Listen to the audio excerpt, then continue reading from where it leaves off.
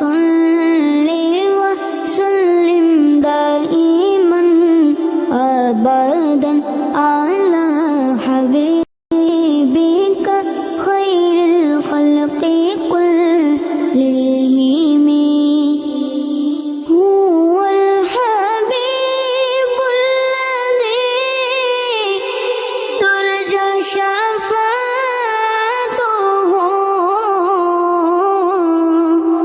هو الحبيب الذي ترجى شفاعته لكل هول من الأهوال مقتحم.